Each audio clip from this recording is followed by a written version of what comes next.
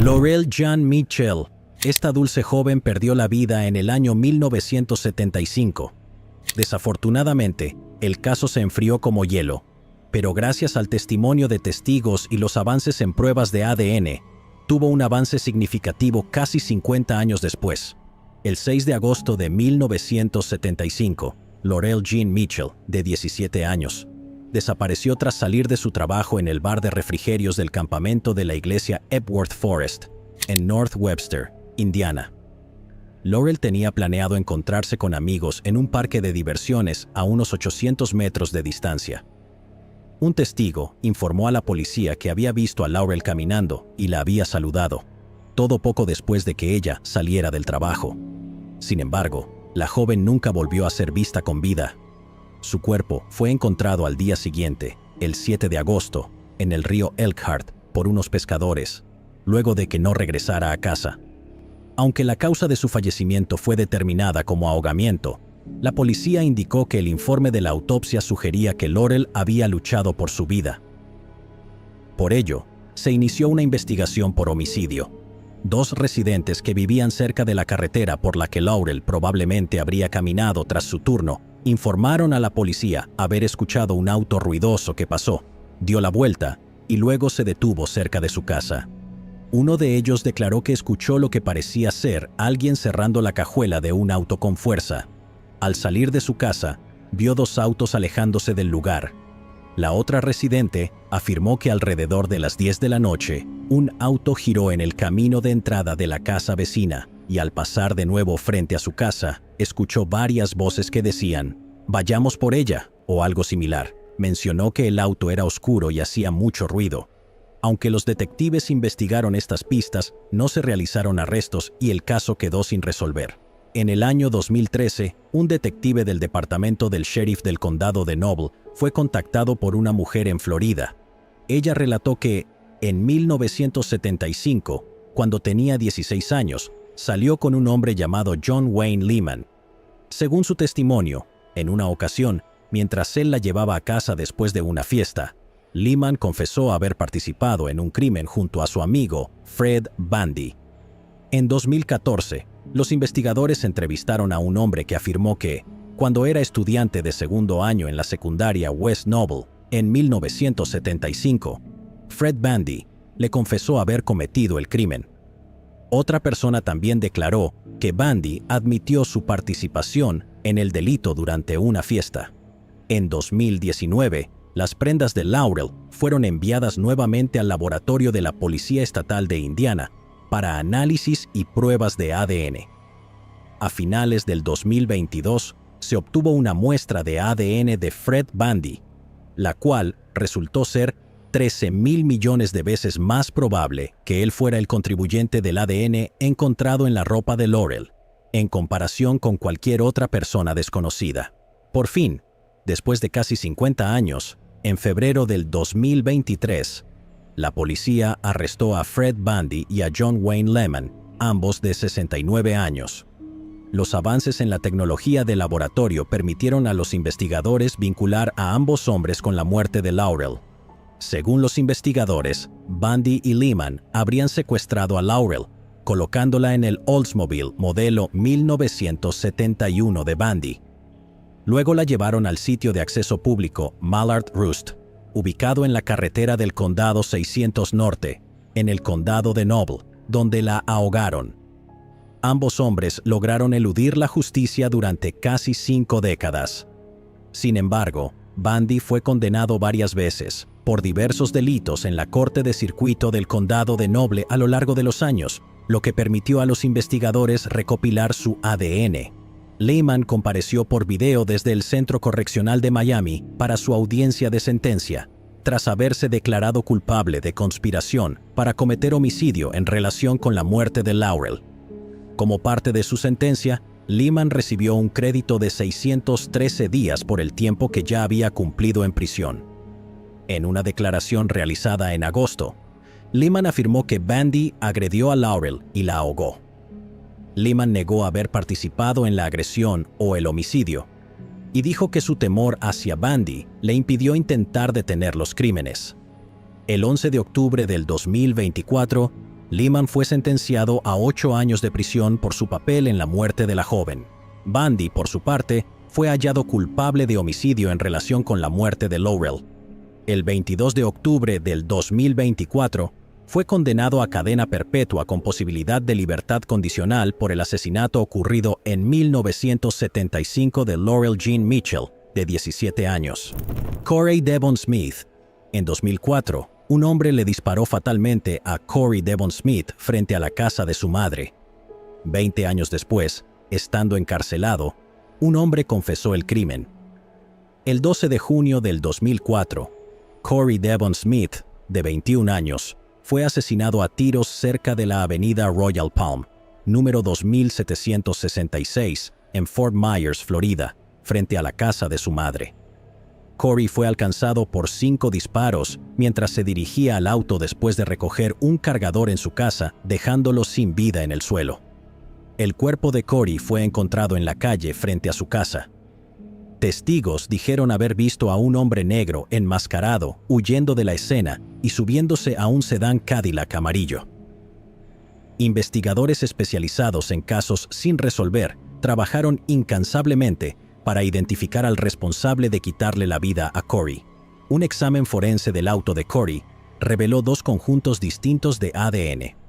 Una de las personas relacionadas con el primer conjunto de ADN no fue contactada en 2004 y la segunda aún no ha sido identificada. Tras revisar la escena del crimen, la policía concluyó que el atacante había esperado a Corey, le había disparado, se escondió en los arbustos y luego huyó del lugar. A lo largo de los años, los detectives de casos sin resolver de Fort Myers comenzaron a reunir pistas, pero no contaban con suficiente evidencia, lo que llevó al caso a quedar sin resolver. Los detectives también creían que conocer la identidad del conductor del auto y señalaron que solo era cuestión de conectar las piezas y presentar el caso ante la oficina del fiscal estatal. Mientras revisaban casos de esa época, los investigadores se dieron cuenta de que tenían pruebas suficientes para encontrar un posible sospechoso en el caso de Corey. Con la atención renovada y más exposición, los detectives de la policía de Fort Myers creyeron poder resolver el caso. En 2022, el Departamento de Policía de Fort Myers investigó un caso relacionado con un amigo de Corey, Rodney Terrell Davis. La Unidad de Casos sin Resolver de Homicidios de la Oficina del Fiscal Estatal y la Fuerza Especial de Narcóticos, conocida como Net Force, también trabajaron en el caso. Davis fue arrestado como resultado de una investigación de Net Force, después de ser descubierto organizando operaciones de tráfico de narcóticos desde la cárcel del condado de Lee, donde estaba detenido por otros cargos. Davis fue acusado de múltiples cargos de conspiración y uno de tráfico de sustancias ilegales. Durante la investigación, Davis aceptó proporcionar información a las autoridades sobre su participación en el homicidio de Corey Smith en 2004. Davis luego hizo una declaración admitiendo ser el tirador que acabó con la vida de Corey. Gracias a esta confesión, el caso sin resolver pudo cerrarse. El acusado se declaró culpable de los cargos relacionados con sustancias ilegales y fue sentenciado en ambos casos.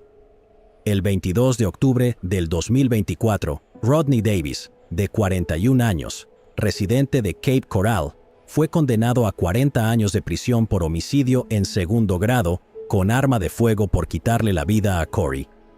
Además, recibió una sentencia de 15 años de prisión por los cargos relacionados con sustancias ilegales. Una familia pudo encontrar cierre tras resolver un caso ocurrido 20 años atrás. Karen Humphrey. En 1980, una mujer fue asesinada luego de ser secuestrada en un vecindario de Port Huron, Michigan. Pasaron décadas sin justicia, hasta que pruebas de ADN llevaron al arresto de 2 sospechosos.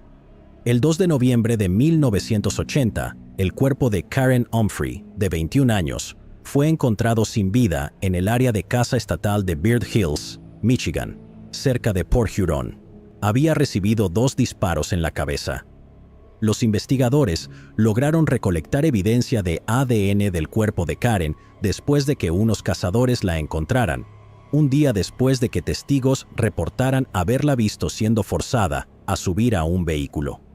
La identidad de la persona responsable de la muerte de Karen no se conocía, y a pesar de los esfuerzos de los investigadores, el caso quedó sin resolver durante más de 4 décadas.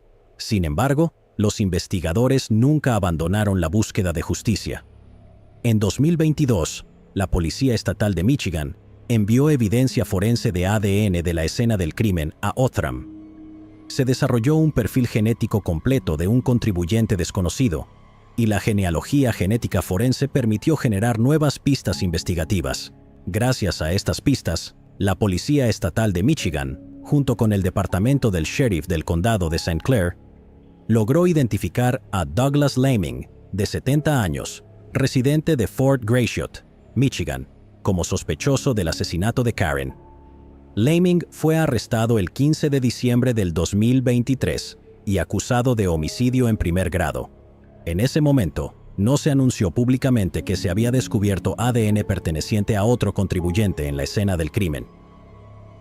En 2023, la Policía Estatal de Michigan envió pruebas adicionales de ADN forense del caso a Othram. Utilizando secuenciación genómica forense, se desarrolló un segundo perfil genético de otro sospechoso desconocido. El equipo de genealogía genética forense de Othram utilizó este perfil para producir nuevas pistas investigativas, que fueron enviadas a la Policía Estatal de Michigan. Las nuevas investigaciones llevaron a la identificación del segundo sospechoso, Anthony Harris, de 63 años, quien tenía 20 años al momento del asesinato de Karen. El sheriff del condado de St. Clair, Matt King, dijo: "Este es un gran ejemplo de cómo preservamos esta evidencia a lo largo de los años. La utilizamos con cuidado y la probamos varias veces". Harris fue arrestado el 6 de febrero del 2024 en su lugar de trabajo y al día siguiente, el 7 de febrero, fue procesado y acusado de homicidio abierto en el Tribunal del Distrito 72 de Port Huron por su presunta participación en la muerte de Karen. La fianza de Harris se fijó en $2 millones. En octubre del 2024, Harris se declaró culpable de homicidio en segundo grado y testificó en contra de su cómplice, Douglas Laming. El sheriff King dijo: "Esta confesión fue un gran avance en el caso y el primer paso para brindar cierre a la familia". Los investigadores dijeron que Harris confesó haber forzado a Karen a subir al camión de Laming una noche de noviembre de 1980. Harris relató que llevaron a Karen al área de caza estatal del condado de St. Clair, donde tanto él como Laming la agredieron sexualmente.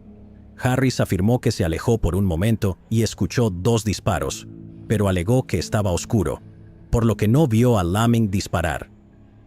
El juicio de Laming comenzó el 8 de octubre del 2024. Durante el juicio, se presentaron a la familia y a la comunidad los detalles de las pruebas recopiladas a lo largo de los años. Además, el jurado tuvo la oportunidad de escuchar las declaraciones, muchas de ellas contradictorias, tanto de Laming como de Harris. El juicio contra Harris y Laming llegó a su conclusión cuando la fiscal principal, Amy Goodrich, presentó un caso contundente contra Laming. Después de 3 días de juicio, el jurado fue enviado a deliberar y tras una hora, regresaron con un veredicto de culpabilidad. El sheriff King expresó: "Espero que, después de 44 años, la familia de Karen Humphrey pueda respirar un poco más tranquila, sabiendo que los responsables han sido llevados ante la justicia". Además, el sheriff leyó una declaración preparada por la familia de Karen, la cual decía: "Después de 44 años de preguntarnos qué le ocurrió a nuestra hermosa hermana, tenemos una respuesta gracias al trabajo de investigación del detective Ed Silver y la oficina del sheriff del condado de St. Clair. Siempre estaremos agradecidos con él y con todo el personal de la oficina del fiscal del condado de St. Clair". La fiscal Amy Goodrich hizo un excelente trabajo al presentar las pruebas al jurado y obtuvo los resultados que hemos esperado durante décadas. Este crimen sin sentido no solo fue absolutamente desgarrador, sino que también transformó nuestras vidas como familia y amigos. Además, las acusaciones y sospechas hacia su novio, Fred Hill, tuvieron un impacto muy negativo en él y su familia. Sinceramente esperamos que Fred pueda encontrar la paz. A todas las familias que atraviesan casos similares, esperamos y rezamos para que encuentren la justicia que nosotros obtuvimos. Los milagros sí ocurren. Se programó la sentencia de Harris para el 12 de noviembre, mientras que la de Laming será el 18 de noviembre. Ambos enfrentan posibles condenas de cadena perpetua. Kathy Hale, una joven de 19 años, desapareció de su aldea en Illinois en 1979. Casi medio siglo después, el caso por fin se resolvió gracias a pruebas de ADN. El 29 de marzo de 1979, Kathy Hale salió de su hogar en North Aurora para recoger a su hermana en un centro comercial cercano. Durante el trayecto desapareció. Inicialmente la policía investigó el caso como una desaparición, hasta que, 3 semanas después, el cuerpo de Kathy fue descubierto en el río Fox el 24 de abril. A pesar de años de investigaciones, las autoridades determinaron que no había suficiente evidencia para identificar a un sospechoso, y el caso quedó sin resolver. No fue hasta el año 2020 que las autoridades reabrieron el caso tras vincular el ADN de Bruce Lindahl con el asesinato de otra mujer llamada Pamela Maurer. Las autoridades de North Aurora utilizaron nuevas tecnologías forenses para conectar el ADN encontrado en la ropa de Kathy con el ADN de Lindahl, previamente recolectado al resolver el caso de Pamela. En octubre del 2024, el detective Ryan Pate, del Departamento de Policía de North Aurora, declaró: Lindahl ha sido relacionado con varios otros casos en esta área durante esa época. Con esta nueva evidencia, junto con pruebas de casos similares que involucran a Lindahl, podemos concluir que él fue responsable del asesinato de Kathy Hale. Se cree que Lindahl, quien solía frecuentar el centro comercial donde trabajaba Kathy, la secuestró en el estacionamiento de su complejo de apartamentos. Luego, la llevó al área donde posteriormente fue encontrado su cuerpo. Antes de que pudiera ser acusado formalmente por el asesinato de Kathy, Lindahl perdió la vida en 1981, presuntamente mientras cometía otro asesinato en Naperville, Illinois. El subjefe Joe Gorski leyó una declaración en nombre de la familia Hale durante una conferencia de prensa, en la cual expresaron: revisitar este caso ha sido increíblemente difícil, pero estamos profundamente agradecidos de tener un cierre después de 45 largos años. Gracias a los avances en tecnologías de ADN y herramientas innovadoras, tenemos esperanza de que otras familias no tengan que soportar el mismo dolor y la incertidumbre que enfrentamos durante tantos años. David Coffey. A finales de la década de 1980, los residentes de un pequeño pueblo del condado de Fairview, en Danbury, Connecticut, vivieron aterrorizados ante la posibilidad de convertirse en las próximas víctimas de una serie de crímenes que sacudieron su comunidad. Mujeres y niñas temían por sus vidas, preocupadas de ser el próximo blanco de secuestros y brutales agresiones. Estos crímenes ocurrieron en el área de la avenida Lake y la calle Merrimack. Décadas después de estos perturbadores eventos, los investigadores lograron identificar positivamente a un sospechoso gracias a recursos que no estaban disponibles en los años 80. En 1989, una de las víctimas fue una niña de 11 años. Ella fue secuestrada y agredida sexualmente. La investigación inicial comenzó el 23 de abril de ese año, cuando la policía de Danbury respondió a una denuncia en la residencia de la víctima, ubicada en el vecindario de las avenidas Lake y Merrimack. La niña relató que se despertó entre las 3 y las 4 de la madrugada, encontrando a un hombre joven con el rostro cubierto, quien le tapaba la nariz y la boca, mientras sostenía un cuchillo contra su garganta. Ella dormía en la sala de su casa, acompañada por 2 de sus hermanos, cuando 2 hombres la levantaron del sofá en el que descansaba y la sacaron de la vivienda. Una vez afuera, la niña contó que los 2 hombres la pusieron en el suelo, la levantaron y le ordenaron caminar. Ella obedeció, caminando mientras uno de ellos la apuntaba con un cuchillo en la espalda. Los hombres la llevaron a una casa en construcción en la calle Merrimack, donde, a punta de cuchillo, la forzaron a entrar. Luego, la obligaron a subir al segundo piso del edificio, donde le ordenaron desvestirse y acostarse sobre un suelo de madera contrachapada. La víctima declaró a la policía que fue agredida sexualmente repetidamente por uno de los atacantes, quien estaba enmascarado, mientras el otro sostenía un cuchillo apuntando a su cabeza. Durante la investigación inicial, la niña describió al hombre enmascarado como un individuo blanco, corpulento, de aproximadamente 1 metro, con 73 centímetros de altura. El segundo sospechoso fue descrito como un hombre blanco, delgado, con cabello amarillo ondulado o rizado que le llegaba al cuello, y una estatura de 1 metro con 75 centímetros.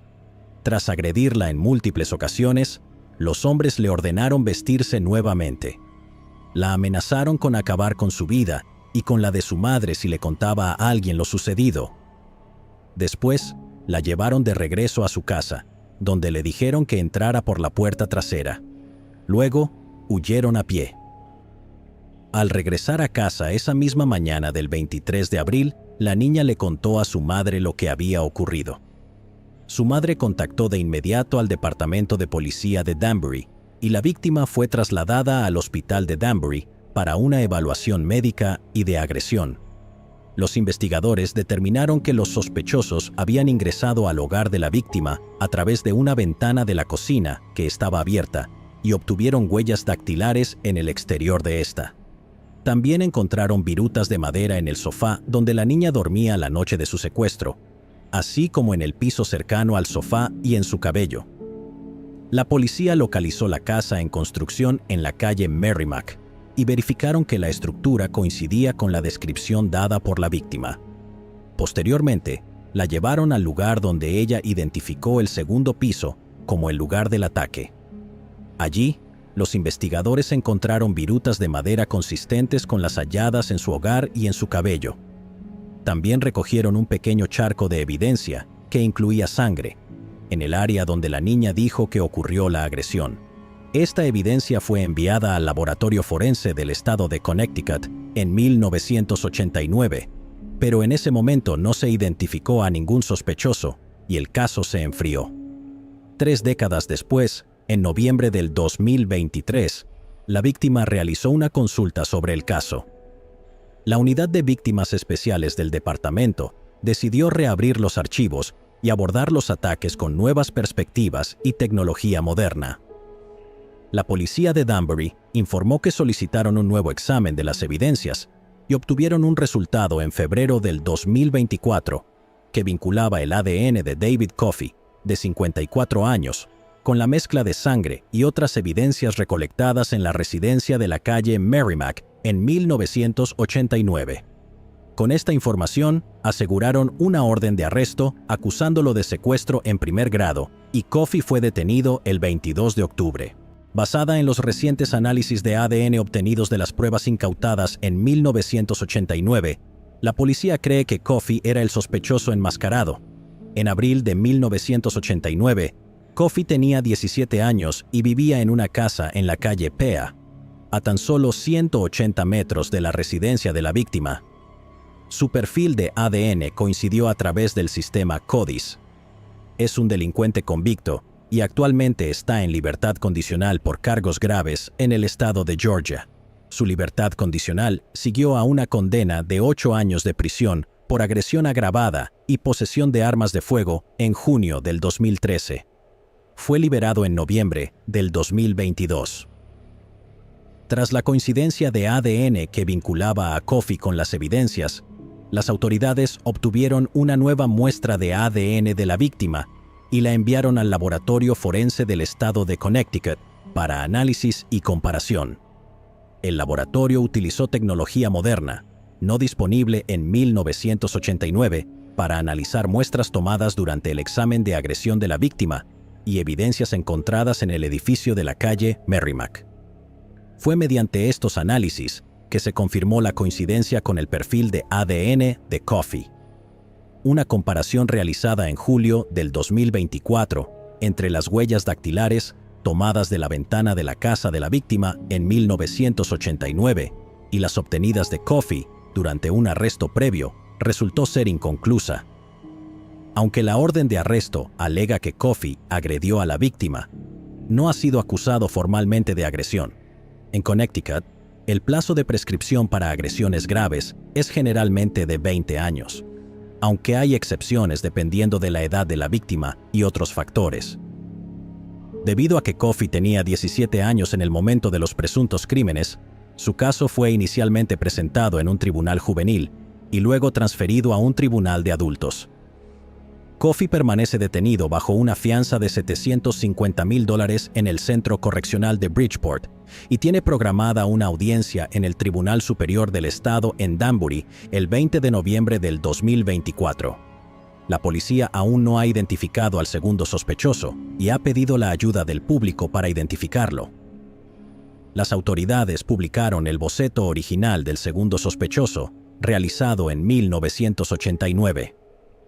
Continúan investigando varios crímenes similares que ocurrieron a finales de los años 80 y solicitan a cualquier persona con información que se comunique con el detective John Basil al número 203-797-46-68 o con el Departamento de Servicios de Investigación de la Policía de Danbury al 203-797-46-62 o a la línea de denuncias anónimas al 203-790-84-77. Terry Dollowee. Durante casi 40 años, el brutal asesinato de Terry Dollowee, de 24 años, proyectó una oscura sombra sobre Wisconsin. En febrero de 1985, Terry desapareció misteriosamente de su hogar y días después, su cuerpo decapitado y en llamas fue descubierto en un conducto rural. A pesar de los esfuerzos exhaustivos, el perpetrador permaneció elusivo y, con el paso de los años, muchos creyeron que el caso permanecería sin resolverse. Pero después de décadas de callejones sin salida, un arresto impactante y nuevas pruebas de ADN descubiertas han reavivado la esperanza.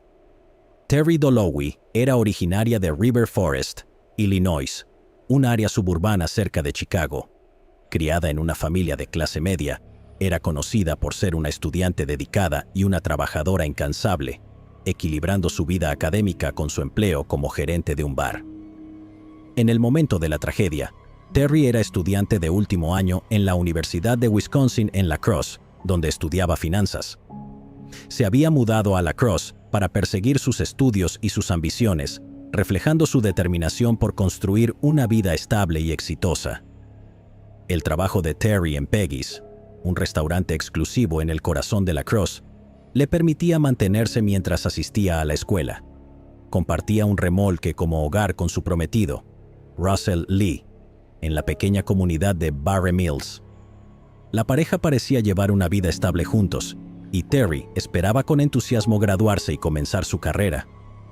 Además, tenía un pequeño caniche blanco llamado Susie, a quien amaba profundamente. El 14 de febrero de 1985, Terry terminó su turno en Peggy's. Era una fría noche de invierno cuando regresó a su remolque. Su bolso, su auto y todas sus pertenencias personales quedaron allí, pero Terry y Susie desaparecieron sin dejar rastro. Los días siguientes trajeron temor y confusión. Su prometido reportó su desaparición, pero no hubo pistas inmediatas. 4 días después, en una carretera remota del condado de Vernon, se realizó un macabro descubrimiento.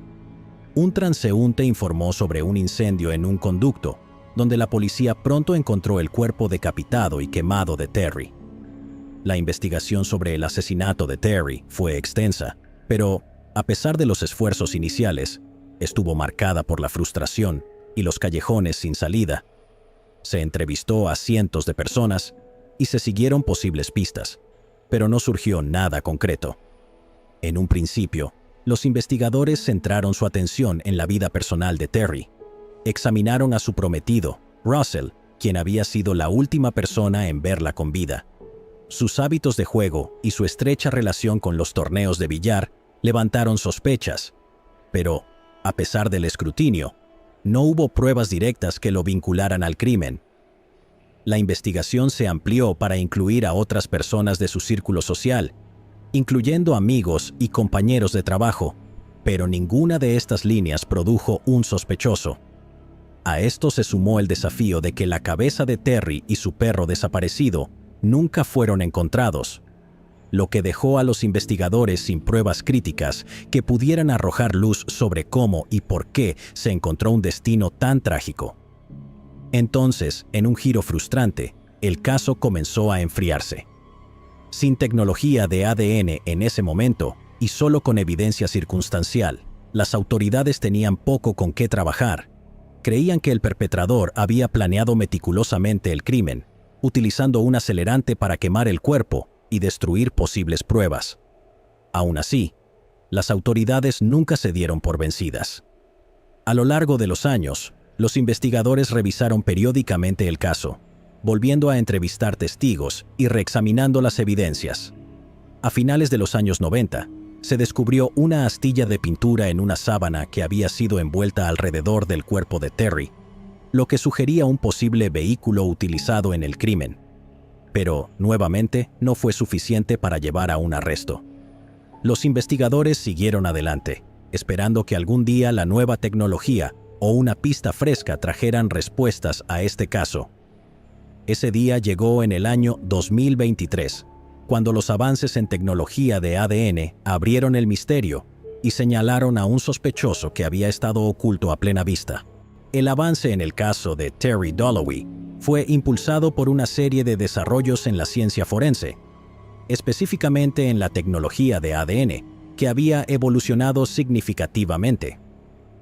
Los investigadores tomaron la decisión crucial de revisar las viejas pruebas, con la esperanza de que los nuevos métodos pudieran arrojar resultados que habían sido imposibles décadas atrás. Las autoridades obtuvieron una orden de registro para recolectar ADN de Michael Raymond Popp, un conductor de camión de Tomah, Wisconsin, quien durante mucho tiempo había pasado desapercibido en la investigación. Aunque Popp había sido entrevistado en 1985, nunca fue considerado un sospechoso serio en ese momento, ya que describió su relación con Terry como una simple conocida ocasional. Sin embargo, este nuevo impulso en la investigación volvió a poner a Popp en el centro de atención. Una muestra de ADN tomada de Popp en enero del 2023 fue enviada a un laboratorio forense para comparación. Los resultados fueron impactantes. El ADN de Popp coincidía con las muestras recolectadas durante la autopsia de Terry.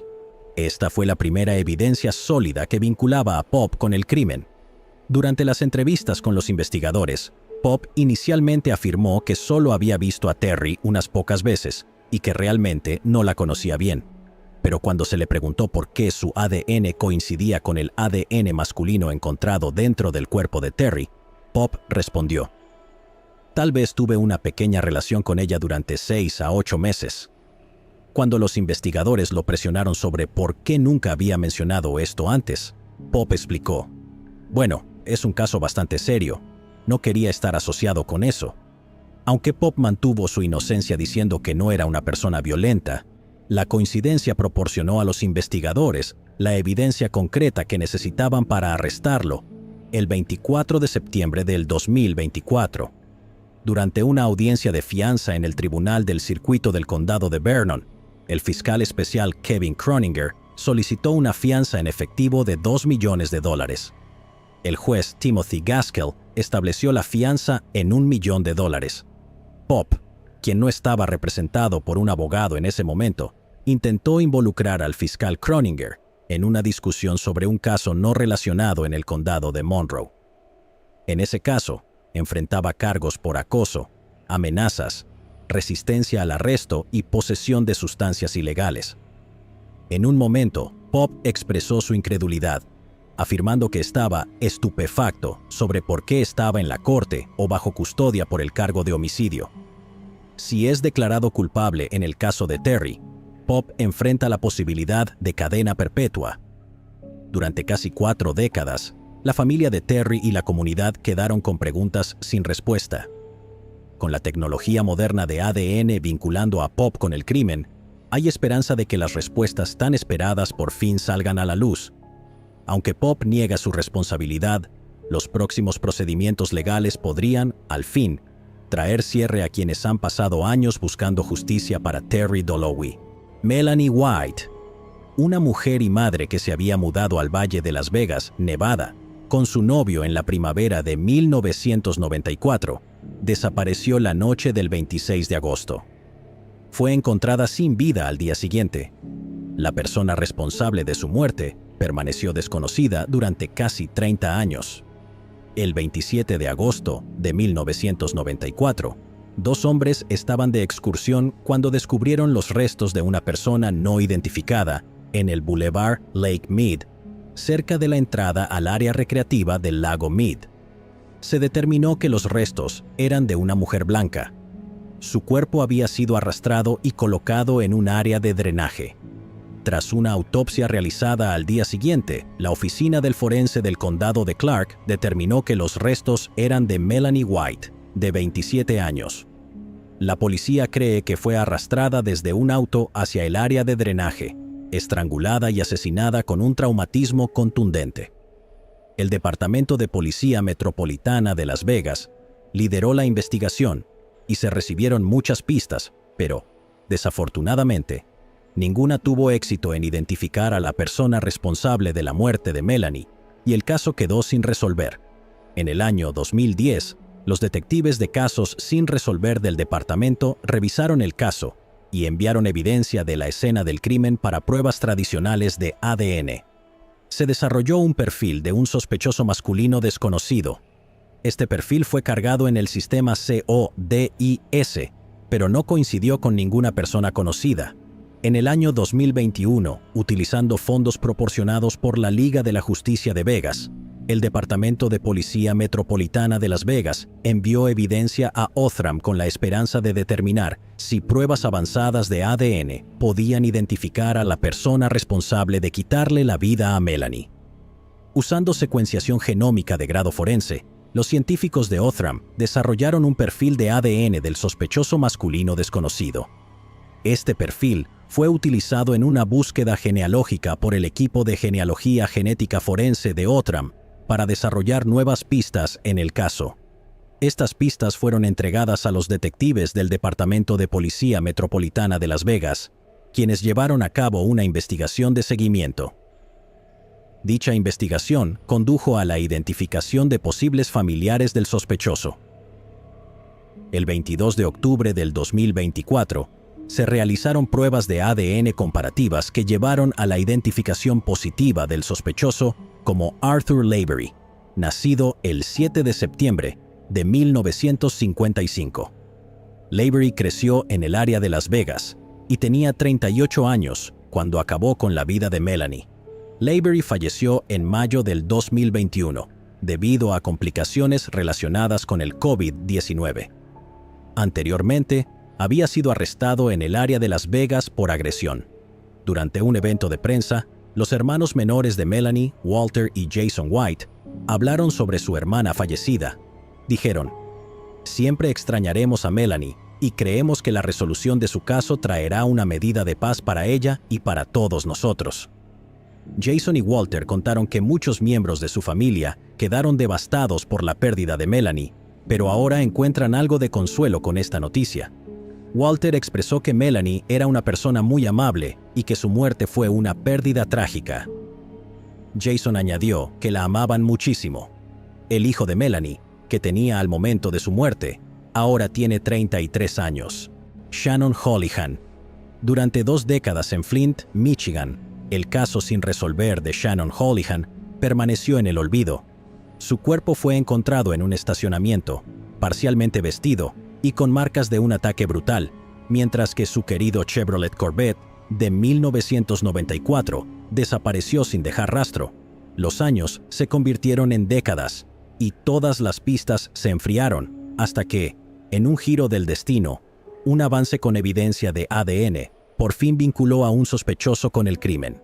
Shannon Daniel Holihan nació y creció en Grand Blanc, Michigan, donde desarrolló una reputación como una persona brillante y solidaria. Asistió a escuelas locales y destacó académicamente, llegando a cursar una carrera en programación de computadoras. A principios de sus 30 años, Shannon había establecido una exitosa carrera en la sede de Kmart Corporation en Troy. Fuera del trabajo, Shannon era un hijo devoto cuidando de su madre, quien era sobreviviente de un derrame cerebral. Shannon también era miembro de la comunidad LGBTQ y, a finales de la década de los 90, frecuentaba bares locales como el State Bar y el Club Triangle en Flint, lugares populares de reunión para la comunidad que ofrecían un sentido de camaradería y aceptación. Nadie podría haber imaginado que una noche casual se tornaría en tragedia, dando inicio a una serie de eventos oscuros. La noche del 26 de mayo de 1998, Shannon fue visto por última vez saliendo de su trabajo, probablemente con el entusiasmo de disfrutar de una salida nocturna. Tenía planes de visitar el State Bar, un popular bar en Dort Highway en Flint, conocido por su ambiente social. Testigos informaron haberlo visto en el bar temprano esa noche, donde interactuó con amigos y disfrutó de la compañía de otros asistentes. A medida que avanzaba la noche, varias personas notaron su presencia y parecía estar de buen ánimo. Pero a medida que pasaban las horas, comenzaron a surgir preocupaciones cuando Shannon no regresó a casa. Su madre, quien dependía de su apoyo, se inquietó cada vez más cuando él no se comunicó con ella. La mañana siguiente, el 27 de mayo, alrededor de las 8:30 de la mañana, el dueño de un restaurante descubrió el cuerpo inconsciente de Shannon en un callejón detrás del restaurante Empress of China, ubicado cerca del bar que había visitado. Fue encontrado parcialmente vestido, con solo una camiseta, y había sufrido un traumatismo contundente grave en la parte posterior de la cabeza, lo que indicaba un ataque violento. Los investigadores dedujeron posteriormente que Shannon probablemente se encontró con su atacante después de salir del bar. Testigos presenciales afirmaron que había hablado con un joven en una bicicleta de montaña poco antes de desaparecer. A pesar de los esfuerzos inmediatos por localizar su Chevrolet Corvette de 1994, que había sido robado, las pistas se agotaron rápidamente. Shannon fue llevado al centro médico Hurley, donde permaneció en coma durante 2 días antes de sucumbir a sus heridas el 30 de mayo. Su muerte marcó el inicio de un largo caso sin resolver. El avance en la investigación del caso de Shannon Hoolihan llegó en el año 2024, más de 25 años después del crimen. La unidad de casos sin resolver del Departamento de Policía de Flint, establecida con fondos del Acta de Rescate estadounidense y la Fundación Mott, había estado revisando activamente casos sin resolver, y el de Shannon fue uno de ellos. En un giro afortunado de los acontecimientos, los detectives reexaminaron las pruebas existentes, en particular las muestras de ADN recolectadas debajo de las uñas de Shannon. Estas pruebas, preservadas desde la investigación inicial, representaban un posible vínculo con su atacante. El Laboratorio de Crímenes de la Policía Estatal de Michigan, utilizando técnicas forenses avanzadas desarrolladas significativamente a lo largo de los años, realizó un nuevo análisis de las muestras. Posteriormente, se encontró una coincidencia. El ADN pertenecía a Eric Dukes, un hombre de 53 años que había sido arrestado recientemente por un crimen no relacionado. Este hallazgo fue crucial, ya que sugería que Shannon había luchado con su atacante y que el ADN bajo sus uñas era un indicio de un acto defensivo durante el encuentro violento. Tras confirmar la coincidencia de ADN, los detectives revisaron las circunstancias que rodearon la noche de la tragedia. Investigaron el historial de Dukes y cualquier conexión que pudiera haber tenido con Shannon o con los lugares que frecuentaba.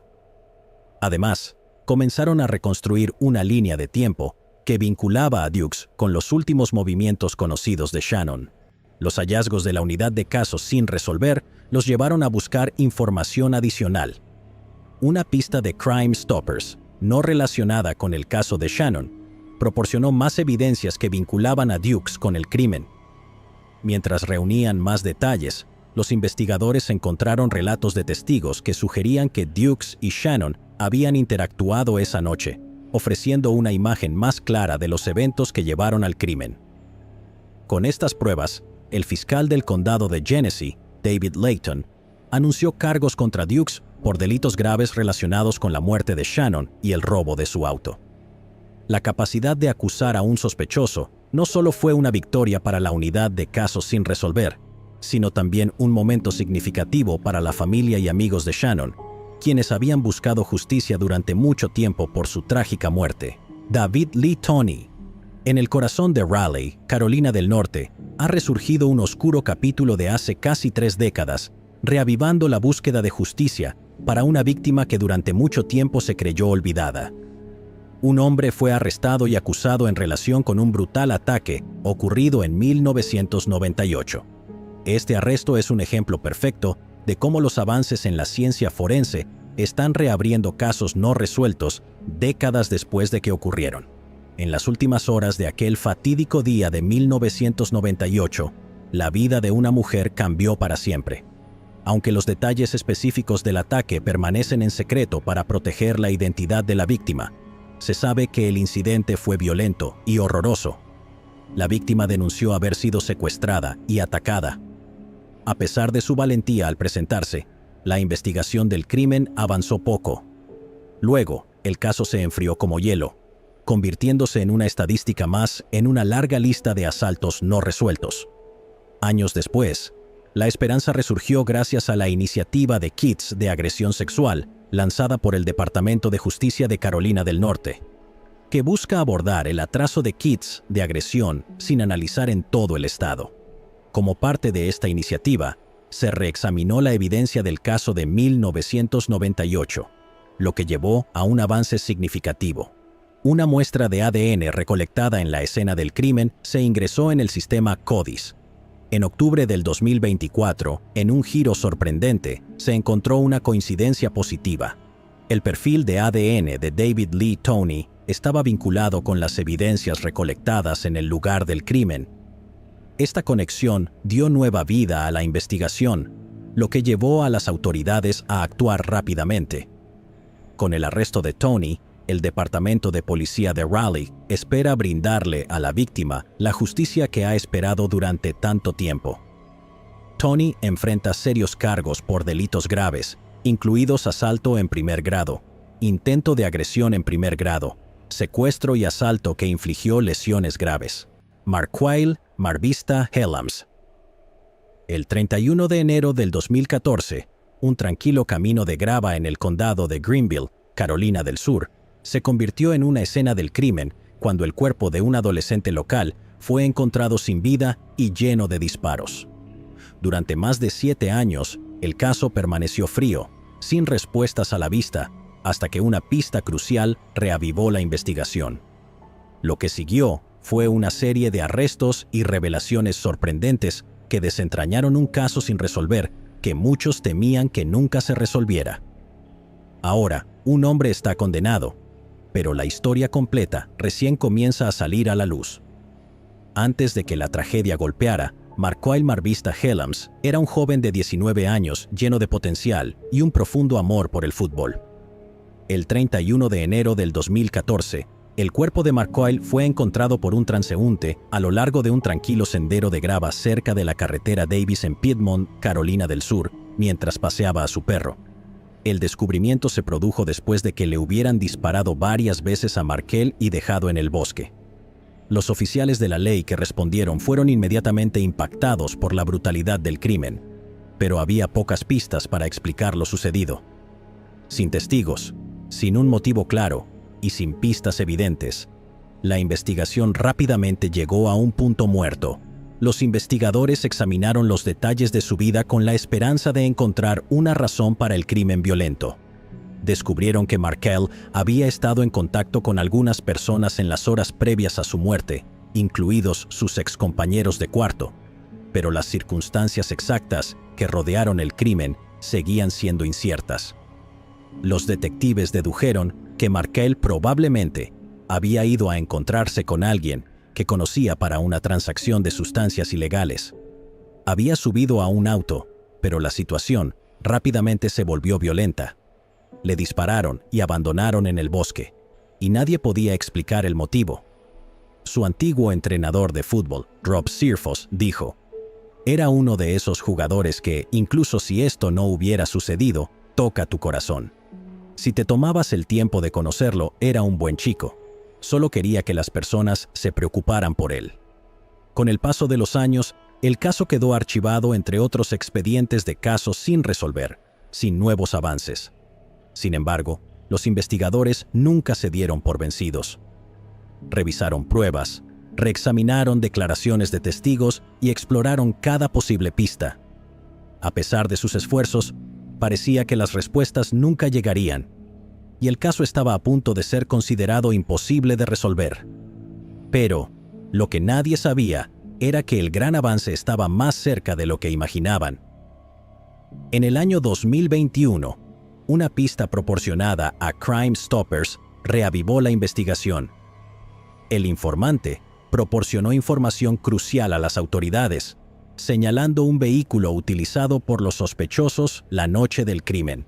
Esta revelación inició una cadena de eventos que desvelaría la verdad detrás de la trágica muerte de Markyle. Los investigadores concentraron sus esfuerzos en rastrear el vehículo, que fue localizado en el condado de Pickens. La tecnología forense, incluyendo el análisis de ADN táctil, fue clave para vincular a los sospechosos con el crimen. Este análisis, que identifica rastros diminutos de material genético dejado en superficies, reveló huellas de ADN de los sospechosos en el vehículo. Con esta evidencia forense en mano, la investigación tomó fuerza. Los detectives pronto reconstruyeron los eventos que llevaron a la muerte de Markyle.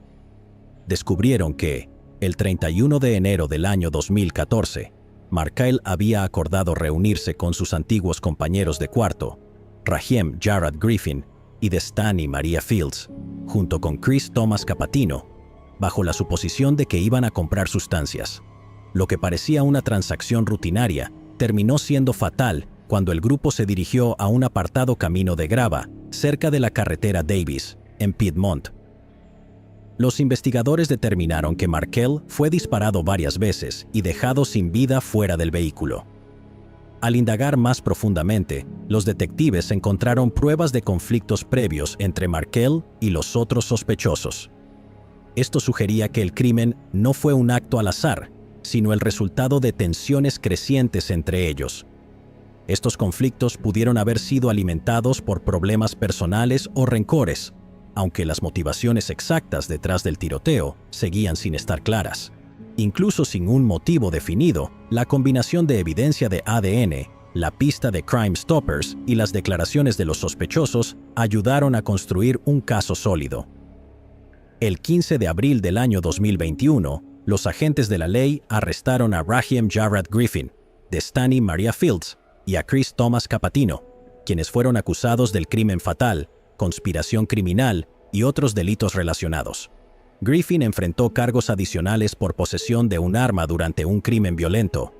Los tres sospechosos fueron llevados al centro de detención del condado de Greenville, donde permanecieron sin derecho a fianza.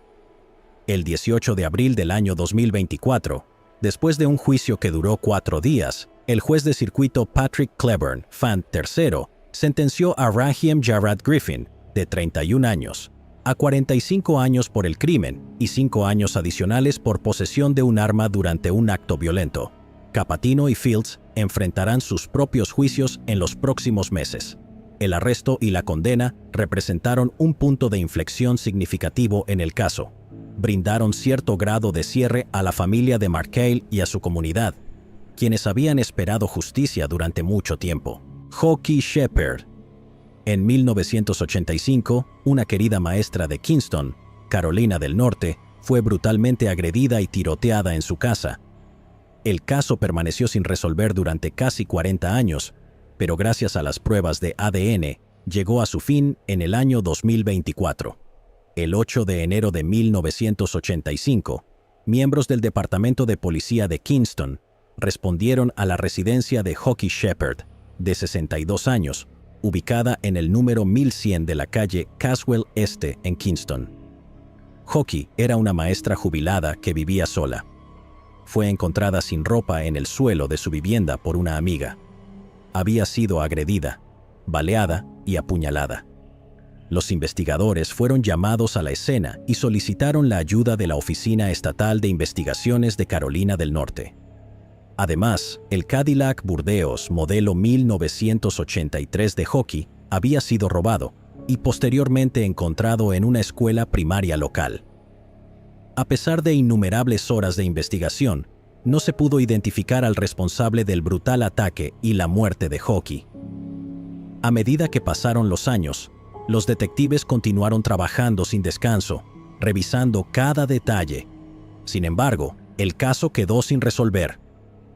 En ese momento, las pruebas de ADN no eran tan avanzadas como ahora, pero los investigadores lograron recolectar evidencia que podría ser utilizada en el futuro. Con el tiempo, el caso fue reabierto a medida que avanzaba la ciencia forense. Se desarrolló un perfil de ADN a partir de las pruebas recolectadas en la escena del crimen, el cual fue ingresado en la base de datos CODIS. Sin embargo, la búsqueda no arrojó coincidencias, dejando el caso de la agresión y muerte de Hockey sin resolver durante décadas.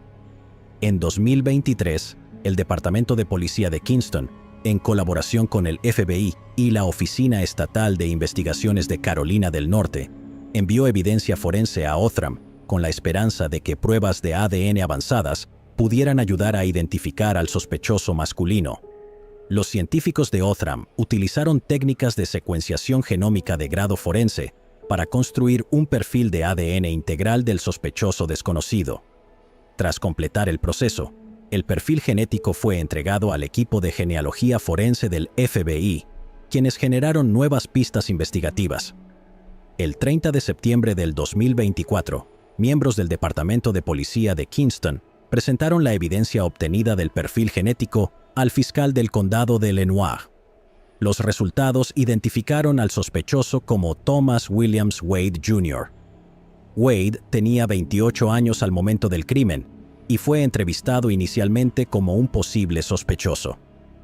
Poco después del hecho, se mudó del área de Kinston y pasó el resto de su vida en el condado de Granville, donde falleció en el año 2007. Si Wade estuviera vivo hoy, habría sido acusado de homicidio en primer grado y hurto por el robo del auto de Hockey. Esta información ayudó a brindar cierre a la familia de Hockey Shepard después de 39 largos años de espera. El detective jubilado Tommy Lewis, quien fue una de las primeras personas en llegar a la escena en 1985, dijo sentirse orgulloso de que él y el resto del Departamento de Policía de Kinston nunca se dieron por vencidos. A lo largo de los años, Lewis nunca dejó de pensar en Hockey. El hijo del sospechoso, Thomas Wade III, comentó que se enteró de que su padre era sospechoso tras recibir cientos de llamadas y mensajes después del anuncio de la policía de Kinston. Expresó sentirse molesto porque considera que su padre está siendo señalado como culpable sin un debido proceso, y ahora le toca a él defender la dignidad de su padre. Thomas dijo: «Mi padre ya no está aquí. Entonces, ¿por qué mi familia está siendo torturada y públicamente humillada? Eso no está bien. La situación ocurrió hace 40 años, pero esto no es justicia. Esto es abrir heridas. Tanto la víctima como el acusado llevan mucho tiempo fallecidos. Si mi padre realmente hizo esto, entonces debería haber enfrentado la justicia por ello». Sin embargo, Thomas dice que cree que el público ya ha decidido que su padre es culpable. Thomas asegura que habló con un oficial sobre el caso y siente que la evidencia no vincula a su padre directamente con este crimen, solo con el asalto. Dijo que no tienen un arma ni huellas dactilares. Thomas espera cambiar el enfoque hacia recordar a su padre como un pilar en su comunidad y en la vida. Comentó que su padre era el tipo de hombre que siempre estaba presente para sus hijos y cumplía con sus responsabilidades. La policía de Kinston dijo que no pueden comentar sobre este asunto debido a que la familia ha iniciado acciones legales contra ellos. Gregory Dahl Nickel. En 1972, un soldado del ejército llamado Gregory Dahl Nickel fue fatalmente baleado mientras estaba en una cita y su acompañante fue secuestrada y agredida. El caso se enfrió como nieve, pero sería resuelto más de 5 décadas después. Gregory, de 21 años, estaba en Vernal, Utah, visitando a su familia por el Día de Acción de Gracias. El 26 de noviembre de 1972, estaba en una cita con una joven de 18 años, cuyo nombre no fue revelado cuando fueron emboscados. Estaban estacionados en un mirador panorámico de la carretera 40, cuando un hombre tocó la ventana, diciendo que había tenido un accidente. Este pidió un aventón para regresar a la ciudad, y cuando Gregory aceptó ayudar, le disparó al menos 3 veces. El sospechoso secuestró el auto de Gregory con la mujer adentro y se reunió con un segundo sospechoso más adelante en la carretera. Ambos condujeron hasta lo que ahora se conoce como el embalse de Brough, donde presuntamente incendiaron el auto de Gregory con él aún adentro. Posteriormente, secuestraron a la mujer y la agredieron sexualmente. Los sospechosos retuvieron a la mujer contra su voluntad durante varias horas antes de liberarla al este de la ciudad de Duchesne, donde ella encontró ayuda y se recolectó ADN. La acompañante de Gregory le contó a la oficina del sheriff lo que sucedió esa noche. Según su relato, Gregory intentó protegerla del ataque, creyendo que algunos de los disparos también estaban dirigidos a ella. Ella recordó que los sospechosos claramente habían acabado con la vida de Gregory. No sabía quiénes eran, y los detectives tardaron décadas en identificar a los responsables. Durante años, el entonces sheriff del condado de Uintah, Arden Stewart, investigó el caso, pero no logró identificar o localizar a los sospechosos, y el caso quedó sin resolver. En 2019, la oficina del sheriff presentó nuevamente las pruebas recolectadas en 1972 al Laboratorio Criminalístico del estado de Utah, incluyendo el ADN recolectado en el hospital donde atendieron a la acompañante de Gregory tras el ataque. Luego, en 2022, durante el 50 aniversario del asesinato de Gregory, la oficina del sheriff anunció que, mediante pruebas de ADN, Daniel Arthur Bell fue identificado como uno de los 2 hombres involucrados en el caso. Sin embargo, Bell nunca fue arrestado porque falleció en 2019 a la edad de 88 años. A pesar de esto, los detectives creían que el segundo sospechoso, más joven, aún estaba vivo y continuaron con la investigación. Cuando Bell fue identificado como sospechoso, los detectives hablaron con su viuda y supieron que antes de su fallecimiento, Bell había sido condenado por agresión en Oregón en 1987. Además, se descubrió que un amigo suyo, llamado Gene, había estado involucrado en una agresión en Washington. Según los documentos, Bell no había visto a Gene desde los años 80 o 90. Luego, las autoridades respondieron a un llamado no relacionado en la residencia de Darrell Eugene Choate y obtuvieron una muestra de ADN. Esta fue comparada con la muestra de ADN del sospechoso desconocido en el caso sin resolver de Utah. Según los documentos presentados, las pruebas de ADN revelaron que Choate coincide directamente con uno de los sospechosos responsables del asesinato de Gregory Dahl Nickel y la agresión a la mujer que lo acompañaba en su cita. Esta coincidencia directa de ADN es prueba de que Choate es uno de los 2 sospechosos y no solo un pariente cercano de uno de ellos. Los detectives descubrieron que Choate, de 74 años, quien reside en Tooele, Utah, tiene un extenso historial criminal. Según las acusaciones, Choate también ha hecho declaraciones donde asegura que puede leer mentes. Lynette Nickel Ray, hermana de Gregory, dijo en un comunicado: «Cuando mi hermano fue asesinado, hablé con él. Por supuesto, él no estaba allí, pero sabía que estaba presente en espíritu. Le dije, hace 52 años, que nunca me detendría. Iba a encontrar a quien le hizo esto. Solo quiero poder mirarlo a la cara y preguntarle por qué». El 1 de noviembre del 2024, Choate fue acusado de asesinato en primer grado, un delito grave. Sin embargo, debido a problemas médicos no especificados, no fue arrestado en ese momento. El 26 de noviembre, 52 años después del día en que ocurrió el crimen, Choate fue arrestado y trasladado a Vernal, donde está detenido en la cárcel del condado de Uintah, Sonia Charles. En el tranquilo pueblo de Jeanerette, Luisiana, una fría mañana de enero de 1994, trajo consigo un descubrimiento desgarrador. Detrás de un lavado de autos local, se encontró a una recién nacida abandonada dentro de un basurero de metal. Su corta vida terminó antes de que realmente pudiera comenzar. Durante años, la niña permaneció sin nombre, conocida únicamente como Baby Jane Doe.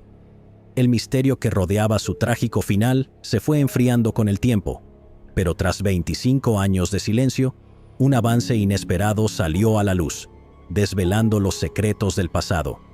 Era una mañana ordinaria y fría, el 24 de enero de 1994, cuando Bob Fontano, dueño del lavado de autos Bob en Jeanerette, Luisiana, hizo un hallazgo impactante.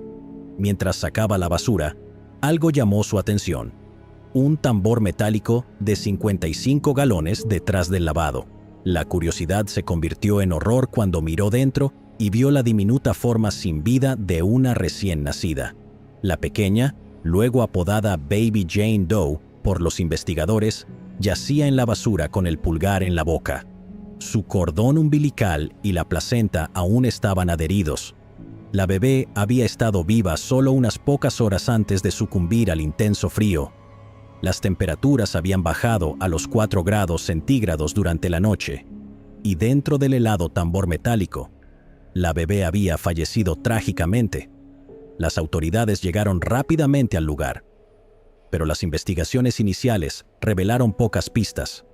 No había señales de trauma externo o interno en el cuerpo de la niña, pero una manta, una faja y un recibo de 4 días de antigüedad, encontrados cerca del lugar, sugerían que el nacimiento de la bebé había sido ocultado.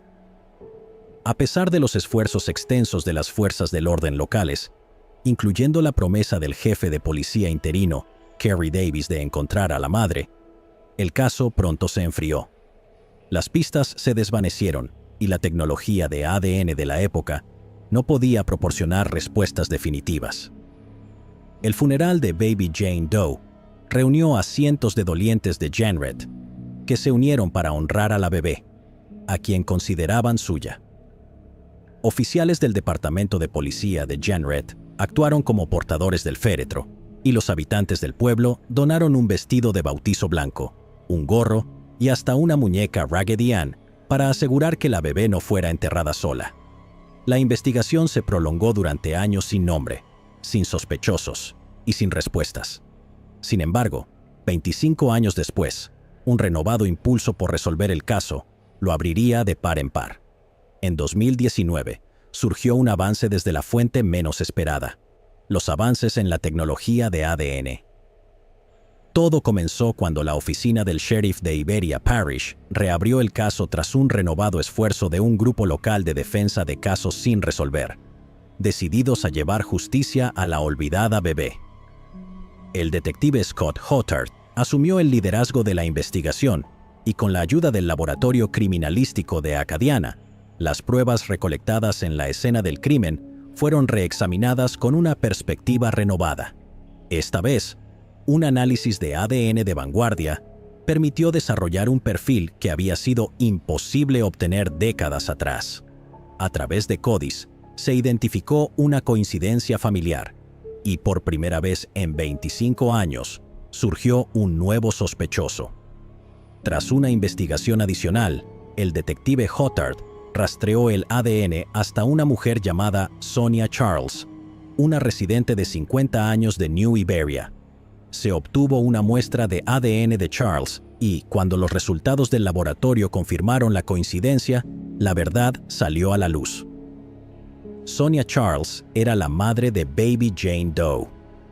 Después de su arresto en 2019, Charles fue acusada de homicidio en primer grado por abandonar a su hija recién nacida en un basurero en 1994, lo que llevó a la trágica muerte de la bebé por hipotermia. A medida que la noticia del arresto se propagaba, la comunidad, que durante mucho tiempo había lamentado el trágico final de la bebé, quedó conmocionada una vez más. Muchos creían que el caso permanecería sin resolverse, pero con Charles enfrentando cargos graves, la justicia comenzó a tomar forma. Charles fue ingresada en la cárcel de Iberia Parish en espera de su audiencia de fianza. El proceso legal apenas comenzaba. En 2023, un gran jurado del Tribunal del Distrito Judicial número 16 acusó formalmente a Charles de homicidio en segundo grado, lo que señaló que el caso avanzaría a juicio. La acusación trajo una renovada atención a la tragedia y planteó muchas preguntas sobre qué llevó a Charles a abandonar a su recién nacida de una manera tan cruel. Se esperaba que la defensa argumentara una reducción de los cargos, posiblemente enfocándose en las circunstancias que rodearon el embarazo y el estado mental de Charles en ese momento. Sin embargo, los fiscales se mantuvieron firmes en su búsqueda de justicia para la bebé, argumentando que las acciones deliberadas de Charles llevaron directamente a la muerte de la niña.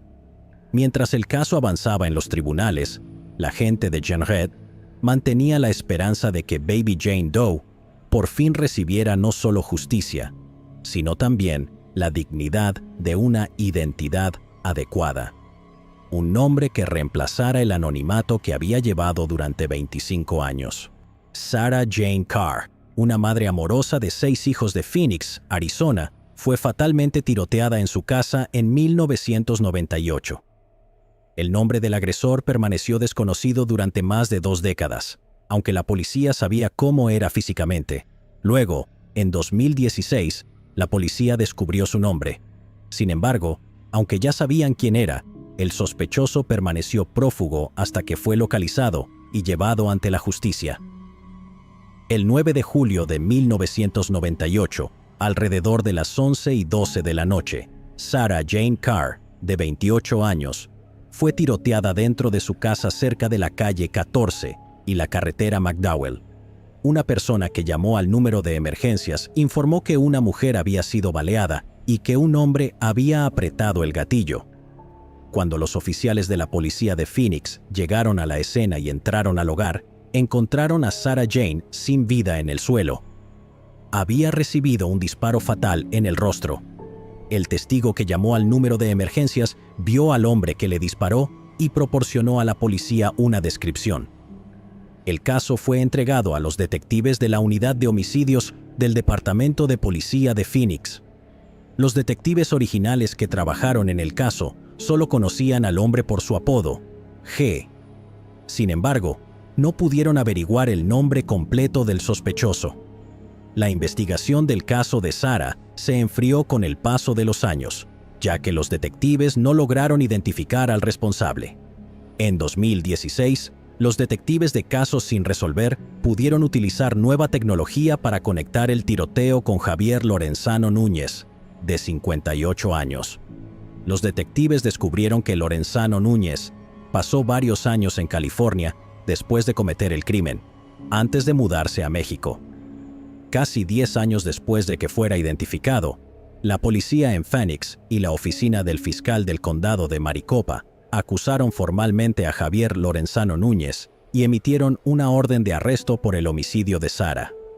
Los detectives contactaron a la Oficina de Asuntos Internos del Departamento de Justicia de los Estados Unidos, que trabajó con las autoridades mexicanas para localizar y arrestar a Lorenzano Núñez.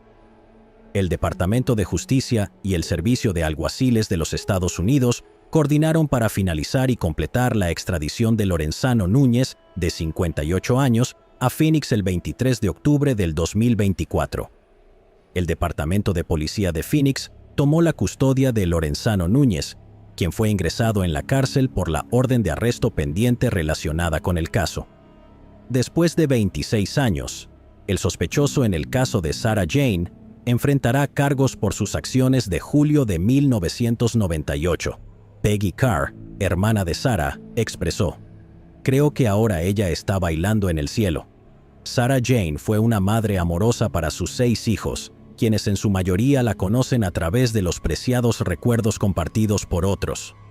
Jessica Miller, hija de Sarah, dijo: "Ella tenía un corazón muy bondadoso. Amaba la banda Journey, así que cada vez que escucho su música, es difícil, pero siempre pienso en ella". La familia de Sarah temió durante años que la justicia nunca llegara, pero nunca dudaron en mantener vivo su recuerdo. Gregory Miller, su hijo mayor, quien tenía 11 años cuando perdió a su madre, recordó: Siempre estaba ahí para nosotros, haciendo lo correcto por sus hijos. Fue una gran madre. Era realmente fuerte. Garrett, otro hijo de Sarah, canalizó su dolor convirtiéndose en policía en Austin, Texas. Expresó: crecer preguntándome si alguna vez habría justicia o cierre fue algo que no me gustó, y no quería que otros pasaran por eso. Después de graduarse de la academia, Garrett recibió un par especial de esposas, con las que soñaba atrapar al responsable de la muerte de su madre. Garrett describió el momento culminante cuando entregó sus esposas al detective y vio cómo éstas reemplazaron las del alguacil. La familia de Sarah se sintió abrumada por la emoción al enterarse de que Lorenzano Núñez fue acusado por el homicidio. Su mensaje para otras familias que buscan justicia en casos sin resolver es nunca perder la esperanza, mantenerse en contacto con los detectives y ser pacientes, ya que la justicia puede tomar tiempo. Byron Howard Carr. En 1988, un hijo, hermano y amigo amoroso, así como un maestro respetado y buen vecino, fue brutalmente arrebatado de este mundo. Pruebas forenses significativas permitieron a la policía atrapar al responsable. Byron Howard Carr, de 36 años, era profesor de inglés en la Escuela Secundaria Regional de Montague.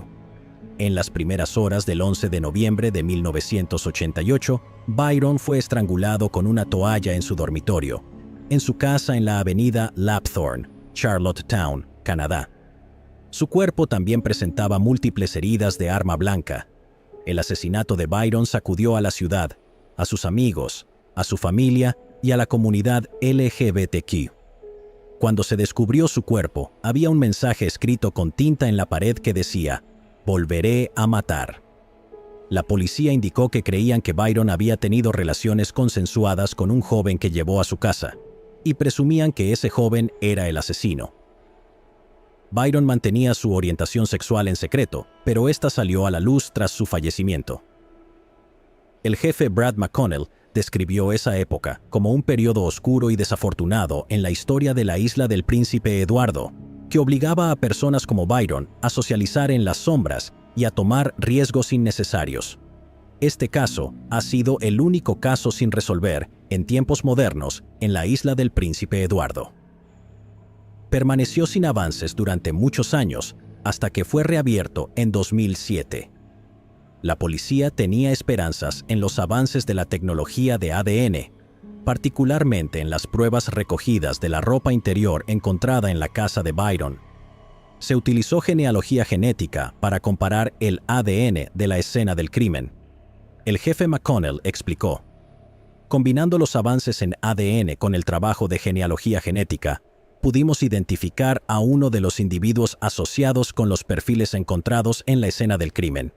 A través de eso, identificamos a Todd Joseph Gallant como el donante de la evidencia que creemos fue depositada por el individuo que estuvo con Byron. El jefe de policía señaló que encontrar una coincidencia genética puede ser un proceso arduo. Implica recolectar muestras de ADN de los elementos de la escena del crimen, generar un perfil genético y luego cargar ese perfil a través de un mecanismo de aplicación de la ley en sitios web de genealogía como Family Tree DNA y GEDmatch. Esto puede llevar a una coincidencia de ADN familiar con otras muestras registradas en esos sitios. La policía de Charlottetown recibió asistencia del grupo forense Windham y del equipo de genealogía genética investigativa Convergence durante la investigación del caso de Byron. El jefe McConnell indicó que Gallant tiene antecedentes penales en Canadá, Texas y Arkansas. Previamente, había sido condenado por allanamiento y entrada ilegal en la isla del Príncipe Eduardo en 1987, solo un año antes del trágico asesinato de Byron. Según la policía, Gallant abandonó la isla después de 1988 y regresó solo en 2022. Las autoridades están trabajando con otras agencias para determinar una línea de tiempo de los movimientos de Gallant en los últimos 35 años. Todd Joseph Gallant, de 56 años, también conocido como Todd Joseph Irving, fue arrestado el 25 de enero del 2024, alrededor de las 11 de la mañana con 55 minutos. Gallant, residente de la isla del Príncipe Eduardo, fue acusado de un cargo de homicidio en primer grado y un cargo de interferencia con restos humanos. Gallant tenía 21 años en el momento del brutal asesinato de Byron. La policía también arrestó a un segundo sospechoso esa misma semana, pero posteriormente fue liberado. La investigación continuó para determinar si tuvo alguna participación en el caso. Cuando se le preguntó al jefe McConnell si creía que el caso era un crimen de odio, respondió: "Esa es una respuesta que todos queremos saber. La nota sensacional encontrada en la escena del crimen sugeriría que lo fue. La familia de Byron solo desea conocer la verdad, sin importar cuál sea, sobre por qué su vida fue arrebatada de manera tan cruel. ¿Fue solo un crimen de odio o hubo otros factores involucrados?", se preguntan. Han sido 35 largos años de preguntas sin respuesta y de no saber quién fue el responsable. La familia de Byron lamenta que el caso haya tardado tanto en avanzar, ya que los padres de Byron fallecieron sin conocer la verdad sobre lo que le ocurrió a su hijo. Su hermano, John Carr, agradeció a la policía y a los ciudadanos por su arduo trabajo y dedicación al caso de Byron. Gallant se declaró inocente del homicidio de Byron en una corte de la isla del Príncipe Eduardo. El caso se pospuso varias veces para que los abogados pudieran recibir las pruebas. El abogado de Gallant, Chris Montigny, se presentó en su representación en la corte el 4 de julio del 2024. Su abogado renunció a la necesidad de una audiencia preliminar, un procedimiento judicial para determinar si hay suficientes pruebas para llevar el caso a juicio. Este fue el octavo llamado del caso de Gallant ante la corte desde su arresto en enero. Gallant regresará a la corte el 10 de diciembre. Amber Lynn Jenkins García. El cuerpo de Amber Lynn Jenkins. García fue descubierto hace casi 26 años, cerca de una zona boscosa en Morgan City, Luisiana, en 1998. Aproximadamente al mismo tiempo, se encontró el cuerpo de otra mujer. El responsable del crimen contra la segunda víctima ya ha sido sentenciado. Sin embargo, la persona responsable por la muerte de Amber permaneció desconocida durante muchos años, hasta que se estableció una conexión entre ambos casos. El 8 de octubre de 1998, el Departamento de Policía de Morgan City respondió a un llamado en la carretera Youngs acerca de un cuerpo que había sido descubierto detrás del Parque Youngs, cerca de una zona boscosa. Cuando los oficiales llegaron al lugar, encontraron el cuerpo de Amber Lynn Jenkins García.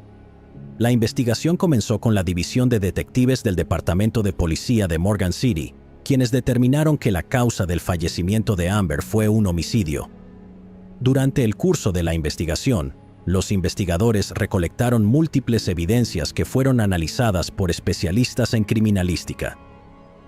A medida que la investigación avanzaba, la información y las pistas se enfriaron, y los investigadores no pudieron determinar quién era el responsable de la muerte de Amber.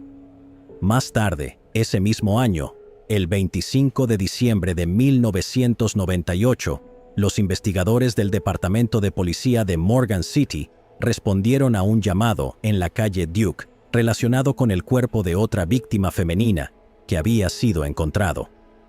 Los investigadores determinaron que el cuerpo pertenecía a Jennifer Bedol. También concluyeron que su muerte fue el resultado de un homicidio. Los investigadores identificaron a John Willis Pittman Jr. como sospechoso en el caso de Jennifer. Pittman tenía 18 años en el momento del crimen. Fue acusado y posteriormente se declaró culpable de homicidio en la Corte Judicial del Distrito 16. Fue sentenciado a 40 años de trabajos forzados y quedó bajo custodia del Departamento de Correcciones de Luisiana. A lo largo de los años, los investigadores revisaron el caso de Amber para intentar encontrar nuevas pistas sobre su muerte. A principios del 2024, los investigadores en Morgan City resolvieron un caso de homicidio de hace un cuarto de siglo y no tuvieron que ir muy lejos para encontrar a su sospechoso. Los investigadores de la División de Detectives del Departamento de Policía de Morgan City volvieron a presentar las pruebas recolectadas en la escena del crimen de Amber al Laboratorio Criminalístico de Acadiana. Con los avances tecnológicos en este campo, los resultados revelaron que el ADN recolectado de la escena vinculaba a John Willis Pittman Jr. con el caso de Amber. Gracias a las nuevas pruebas, la investigación fue reactivada. Los investigadores obtuvieron una orden de arresto contra Pittman por cargos de homicidio en segundo grado en relación con el caso ocurrido hace 26 años. Pittman, quien aún está encarcelado en el centro correccional Elaine Hunt por el homicidio de Jennifer Bedell, será acusado también de la muerte de Amber. Pittman permanecerá bajo custodia y será procesado por los nuevos cargos mientras espera los procedimientos judiciales en la Corte Judicial del Distrito 16. El jefe Chad M. Adams, del Departamento de Policía de Morgan City, dijo: «Deseo reconocer el trabajo de todos los investigadores, desde aquellos que participaron en la investigación original hasta los que revisaron el caso a lo largo de los años, así como a los investigadores actuales que lograron concluir esta investigación del horrible homicidio. El trabajo de todos estos investigadores ha traído justicia, no solo para Amber, sino también para la familia que dejó atrás. Amber era hija y madre». A medida que esta investigación llega a su fin, el jefe Adams y los investigadores del Departamento de Policía de Morgan City han estado en contacto y se reunieron con la familia de Amber. La familia de Amber está aliviada y muy agradecida de que por fin se haya resuelto su caso. William Joseph Pennell. Los restos de un hombre no identificado fueron encontrados en un campo en Markham, Ontario, Canadá, en julio de 1980. El individuo pasó a ser conocido como Markham Doe y su identidad permaneció como un misterio hasta que fue identificado con la ayuda de nueva tecnología de ADN. En julio de 1980, se hizo el escalofriante descubrimiento de los restos de un individuo no identificado al costado de la 11ª concesión entre la Avenida 14 y la Avenida Steeles en Markham, Ontario, Canadá. El descubrimiento fue hecho por un residente local. Al inicio de la investigación, los investigadores tenían muy poca información. En ese momento, se determinó que los restos pertenecían a un hombre blanco de entre 25 y 40 años. Al no poder identificar al hombre, pasó a ser conocido como Markham Doe. El largo retraso en descubrir la identidad del hombre se debió al estado del cuerpo cuando fue encontrado. El cuerpo estaba muy descompuesto y no había ninguna posibilidad de obtener una identificación física. Markham Doe pesaba aproximadamente entre 45 y 54 kilogramos. Medía 1,68 centímetros de altura y tenía cabello castaño oscuro de longitud media. La investigación sobre la identidad de Markham Doe fue dirigida por la Policía Regional de York. Los restos de Markham Doe fueron enterrados en el cementerio Mount Pleasant. Cuando en 2007 la Unidad de Casos No Resueltos de la Policía Regional de York realizó una exhumación para desarrollar una reconstrucción facial, también se obtuvo evidencia esquelética con el propósito de realizar pruebas de ADN. Un año después, se desarrolló un perfil tradicional de ADN que se cargó en la base de datos nacional de ADN, pero no hubo coincidencias con individuos conocidos. En junio del 2022, la Policía Regional de York se asoció con Othram. La evidencia forense fue enviada al laboratorio de Othram, y los científicos de Othram lograron desarrollar un extracto adecuado de ADN de Markham Doe. Luego utilizaron secuenciación genómica de grado forense para construir un perfil completo de ADN para el individuo. Este perfil fue devuelto a los investigadores de la Policía Regional de York para realizar una búsqueda de genealogía genética forense. Esta búsqueda permitió desarrollar nuevas pistas en el caso, lo que facilitó una investigación de seguimiento que llevó a posibles familiares del Markham Doe. El 3 de abril del 2023, Markham Doe fue identificado como William Joseph Pennell, de 26 años, de Toronto, Ontario. Joseph nunca había sido reportado como desaparecido a lo largo de los años. En noviembre del 2024, los detectives anunciaron lo que descubrieron durante su investigación adicional. William había estado en prisión por diversos delitos, incluidos robo a mano armada, que cometió mientras estaba en libertad condicional. Debido a que violó su libertad condicional, fue devuelto al instituto Collins Bay en Kingston. Allí, le dijo a su oficial de caso que había otras 2 personas involucradas en el robo a mano armada de una tienda de Brampton Becker. William admitió su participación en el crimen, pero se negó a identificar a sus cómplices. Les dijo a sus oficiales del caso que, si lo hacía, su vida estaría en peligro. Fue condenado por el robo de Becker en abril de 1980. 2 meses después, escapó de prisión. Los registros de la fuga parecen haberse perdido. William aparentemente le dijo a un amigo que planeaba escapar a Sudamérica, lo que se reportó como su último contacto antes de que se descubrieran los restos no identificados un mes después. Después de más de 4 décadas, Markham Doe ha sido identificado.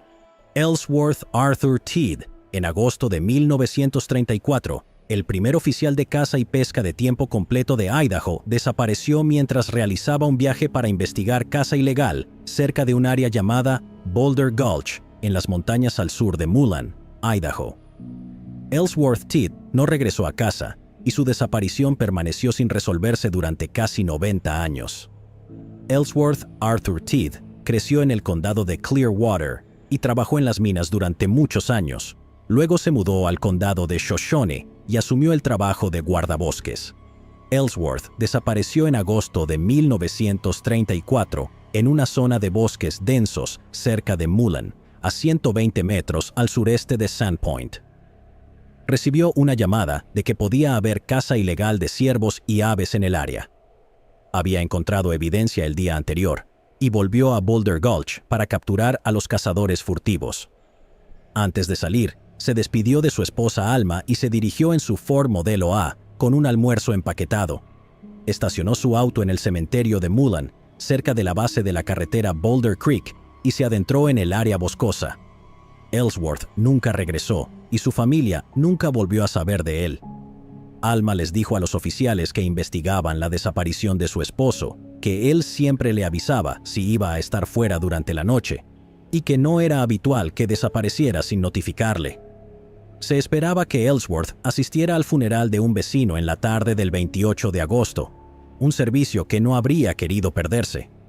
Alma temía que hubiera sufrido un accidente o que hubiera sido víctima de violencia a manos de otros.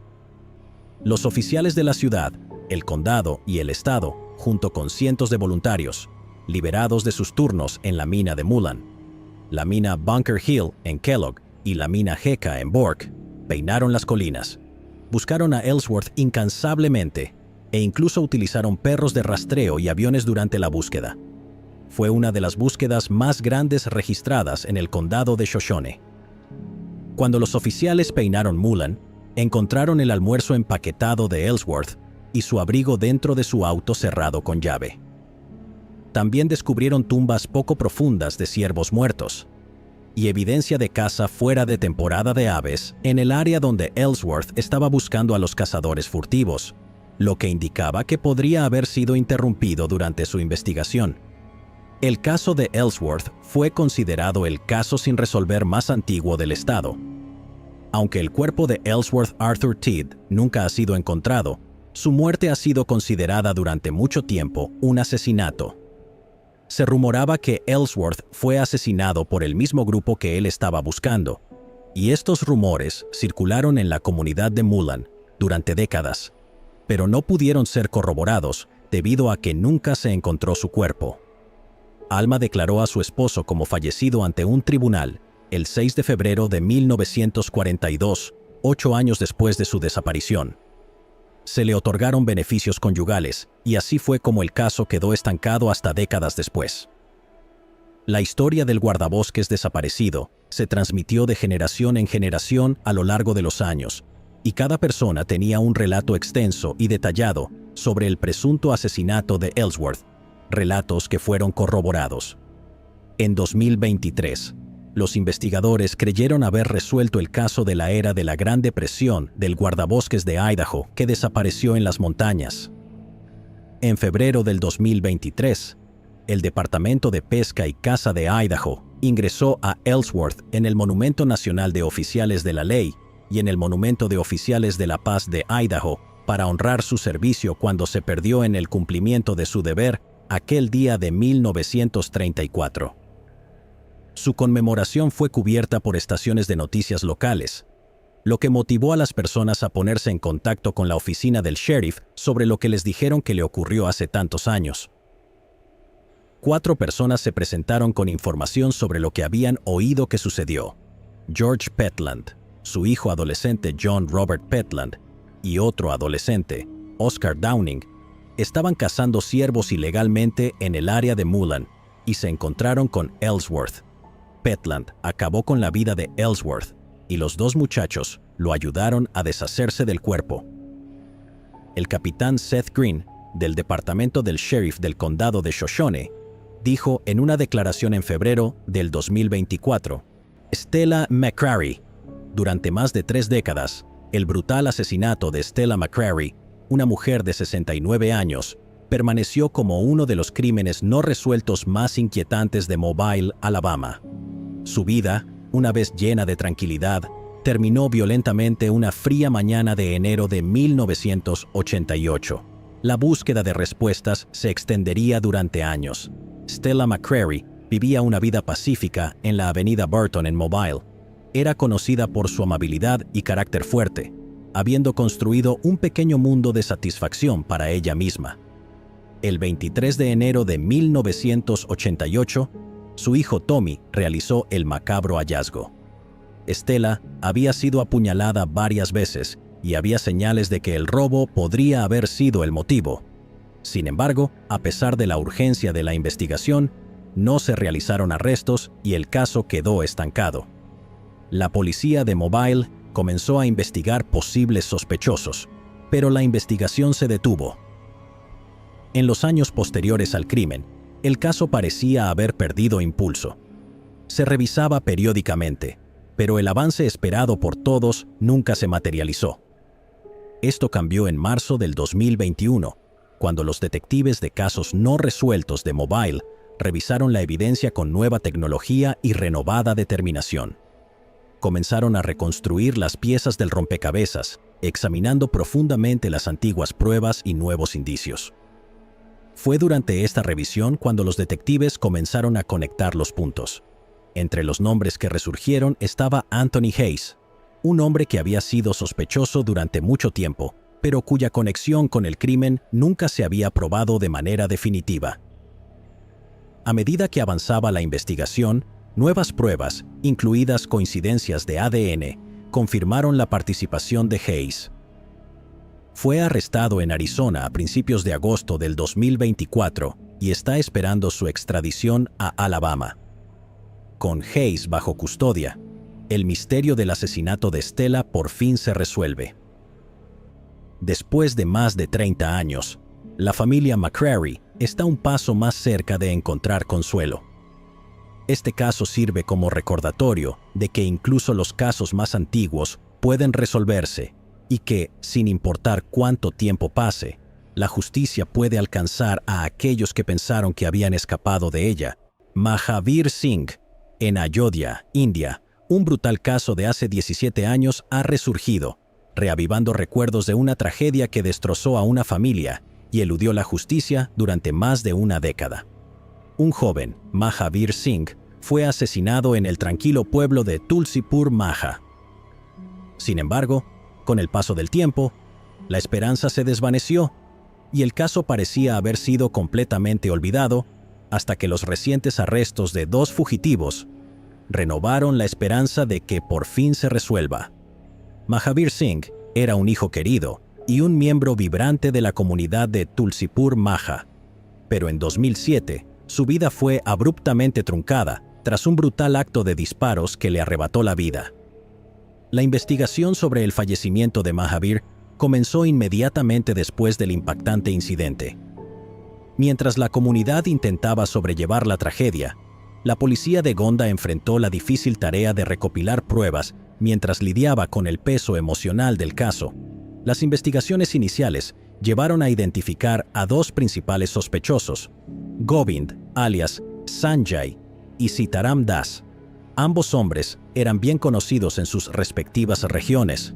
Govind, del distrito de Lakhisarai, en Bihar, y Das, de Hanuman Kuti Ramgarh, en Ayodhya. A pesar de los esfuerzos para capturarlos, ambos lograron evadir la captura, lo que llevó a las autoridades a intensificar la investigación. La policía empleó varias tácticas, incluyendo entrevistas a testigos y el análisis de la escena del crimen en busca de pistas. Pero a medida que los días se convirtieron en semanas y luego en meses, las pistas se volvieron escasas y el caso quedó estancado. En un intento por revitalizar el caso y fomentar la participación comunitaria, la policía de Gonda anunció una recompensa de 15,000 rupias por información que llevara al arresto de los fugitivos. Este movimiento tenía como objetivo movilizar a los habitantes locales, alentándolos a aportar pistas o información que pudiera ayudar a localizar a Govind y Das. La recompensa no solo sirvió como un incentivo, sino también como una señal del compromiso de la policía para buscar justicia para la familia de Mahavir. Sin embargo, incluso con la promesa del incentivo económico, se hizo evidente que los sospechosos habían logrado ocultarse con éxito, lo que frustró aún más a los investigadores. Con el tiempo, la familia de Mahavir se mantuvo firme y valiente, presentando una denuncia contra Govind y Das. Mientras pasaban los años, la policía confiscó propiedades y presentó hojas de cargos, mientras los perpetradores continuaban en libertad. Años de búsqueda incesante culminaron en un avance en octubre del 2024. Después de los esfuerzos realizados por la policía de Gonda y el apoyo colaborativo de la policía de Ayodhya, las autoridades recibieron información útil que las acercó a la ubicación de los acusados. Actuando sobre las órdenes de arresto emitidas por el juez civil de la división Senior ACTM en Gonda, la policía de Ram Janmabhoomi entró en acción. La policía centró su atención en Sitaram Das. Siguiendo las pistas, realizaron una operación de búsqueda cerca del templo Hanuman Kuti. A última hora de la tarde, se posicionaron estratégicamente detrás del templo, vigilando el área en busca de actividad sospechosa. El esfuerzo dio frutos cuando los oficiales avistaron a un hombre que coincidía con la descripción de Das. Su comportamiento y movimientos despertaron sospechas entre el equipo. Los oficiales se acercaron con cautela y confirmaron su identidad como Vijay Chela Ramcharan Das. Fue arrestado sin incidentes, y la policía recuperó documentos relacionados con el crimen violento en su cercanía, lo que consolidó las pruebas en su contra. La búsqueda de Govind alias Sanjay continuó. Utilizando la información obtenida durante el arresto inicial, la policía rastreó a Govind hasta Laxman Kila, un conocido punto de referencia en Ayodhya. Los oficiales abarrotaron la zona, decididos a detener al segundo sospechoso. En un esfuerzo bien coordinado, localizaron a Sanjay, quien intentaba mezclarse con la multitud. Al darse cuenta de que estaba rodeado, intentó huir, pero la policía lo arrestó rápidamente, asegurando la detención con mínima alteración. Ambos arrestos fueron una victoria para las fuerzas del orden y pusieron fin a un caso que había permanecido oculto en las sombras durante casi 2 décadas. La policía expresó su alivio al por fin poder hacer justicia para la familia de Mahavir Singh, cuya angustia se había visto agravada por la larga espera para hacer responsables a los culpables. La recuperación de documentos clave en las residencias de los acusados añadió peso al caso de la fiscalía, asegurando que ambos hombres enfrentaran juicio por sus presuntos roles en el crimen. A medida que la noticia del arresto se difundía, la comunidad de Gonda respiró aliviada, esperanzada de que este capítulo largamente esperado llegaría pronto a su fin en un tribunal.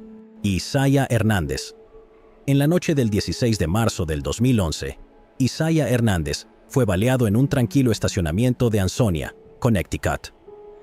Lo que se pensaba que era un trato rutinario de sustancias ilegales, se convirtió en un robo que salió horriblemente mal, dejando a Isaiah sin vida en el frío.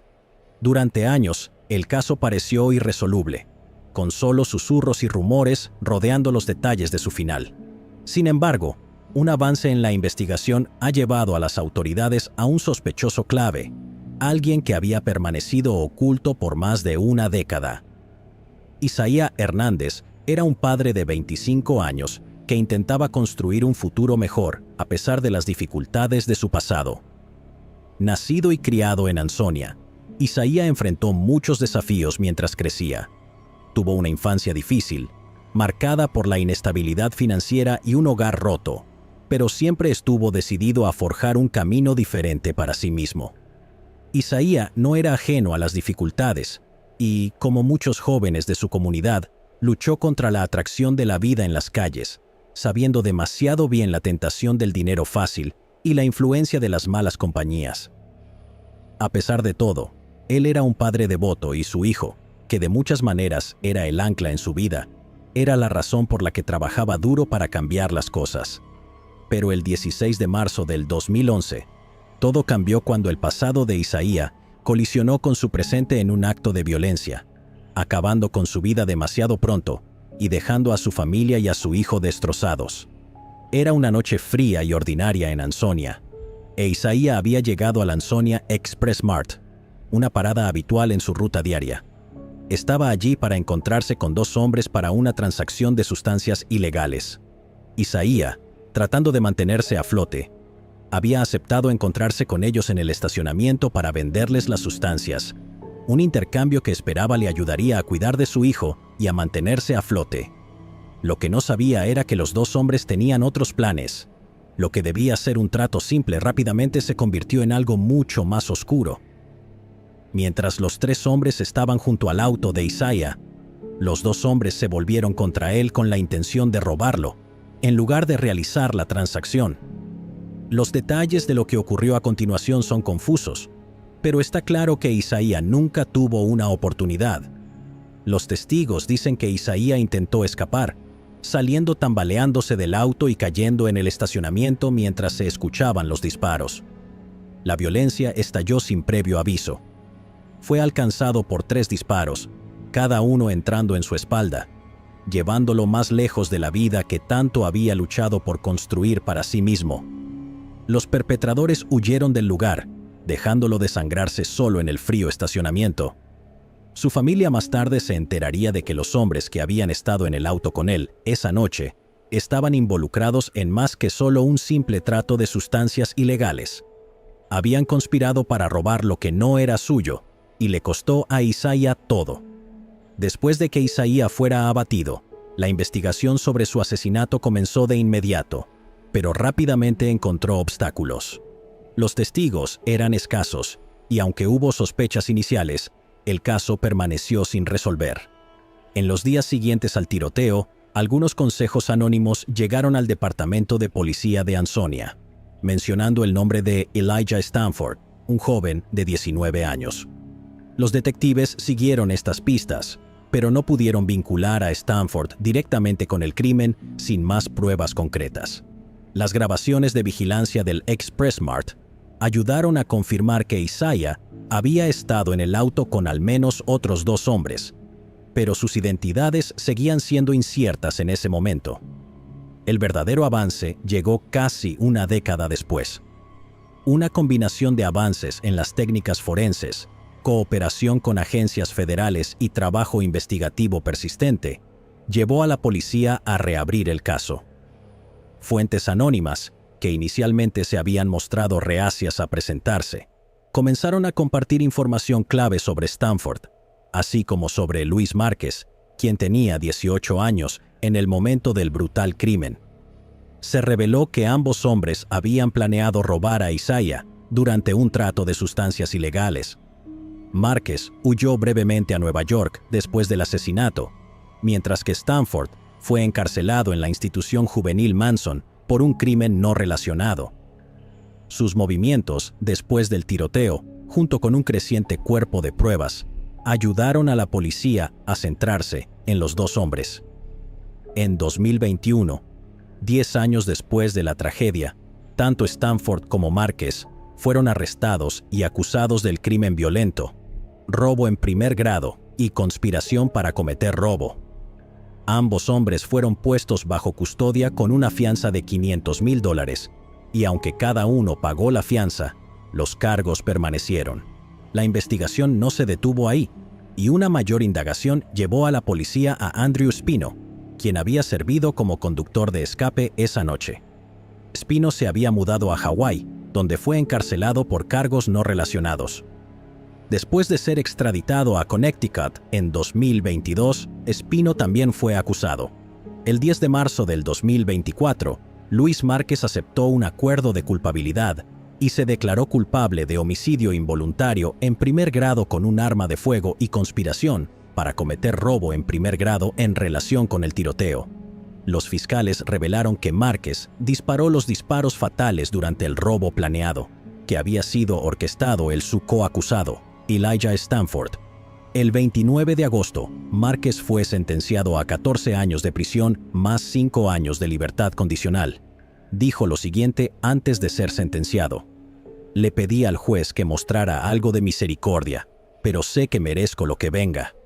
No voy a sentarme aquí y actuar como si no lo mereciera». Stanford y Spino permanecen bajo custodia. Mientras se desarrollan estos procedimientos legales, el caso de asesinato de Isaías Hernández, que llevaba más de una década, por fin avanza hacia la justicia, brindando a su familia algo de paz después de años de preguntas sin respuestas. Margaret Simpson, tía de Isaías, dijo: «Ninguna cantidad de tiempo será suficiente para nosotros. Perdimos a un ser querido y no es fácil, es difícil». La madre de Isaías, Mira Rivera, dijo en una declaración leída en la corte: «Mi hijo me llamaba todos los miércoles, y ese miércoles no escuché de él. En lugar de eso, recibí una llamada telefónica de su novia tratando de explicarme, mientras lloraba, que mi hijo perdió la vida. Ese fue el día en que mi corazón se destrozó. Fuimos a verificar los árboles genealógicos de las personas, todos dieron entrevistas y, según ellos, el sospechoso les contó a las personas, y la historia se transmitió. También nos aseguramos de que no escucharon la historia unos de otros. Eso es algo de lo que se debe estar atentos, por lo que estamos cerrando el caso». 4 personas dijeron lo mismo. Eso es lo mejor que se puede lograr para un caso tan antiguo. El capitán Green también dijo que la oficina del sheriff no liberará las declaraciones de los testigos ni más detalles sobre el presunto asesinato. Los oficiales tampoco realizarán una búsqueda de los restos de Ellsworth. El área ha tenido su parte de incendios y lluvias fuertes, lo que podría haber movido los restos a una zona completamente diferente. Las posibilidades de encontrarlos son mínimas. El capitán Green dijo que se siente bien haber encontrado respuestas. La familia restante de Ellsworth está aliviada de cerrar un misterio de 90 años. Adeline Watkins, investigadora del Departamento de Pesca y Caza de Idaho, dijo que el caso es único debido al tiempo que ha pasado desde que Ellsworth desapareció. No hay informes policiales que los investigadores puedan localizar, por lo que la mayor parte de su conocimiento provino de registros de periódicos y de boca en boca. Watkins todavía espera que más personas se presenten con información adicional, aunque el caso se considere cerrado, y se mostró feliz de haber podido darle a la familia Tidd algunas respuestas muy necesarias y cierre. Ellsworth era el tío abuelo del esposo de Melissa Seller Tidd. Ella conocía a sus 3 hijos y dijo que a menudo hablaban sobre su padre y cómo deseaban saber qué había pasado con él. Cuando desapareció, sus hijos tenían entre 8 y 14 años, y todos eran muy unidos con su padre. Melissa dijo: «Fue desgarrador. La familia quedó destruida por perderlo. Fue una historia triste durante años». Melissa dijo que uno de los hijos de Ellsworth tenía más de 80 años cuando falleció. Justo antes de morir, estaba llorando, deseando saber qué había pasado con su padre. Ella desearía que su familia hubiera tenido cierre antes de que fallecieran, como lo tuvieron ellos. Melissa dijo que está muy agradecida con los investigadores y las personas que se presentaron para ayudar a su familia. Llegados aquí, ¿acaso no has visto este otro crimen? Yo no me lo perdería,